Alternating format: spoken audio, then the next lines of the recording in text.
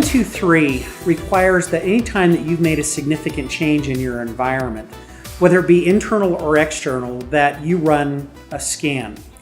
Now, this particular scan can be run by an internal resource. Once again, they have to have some organizational independence. They have to know what they're doing. It can be an ASV that's performing that, but it doesn't have to be. But what the assessors are going to do, or what they should be doing, is going back and asking for a series of change controls. And then subsequent to that, they should be asking for the subsequent scan that represents the changes that you have made did not introduce any vulnerabilities into your environment. So this one is not going to be based on quarterly. It may be based on event.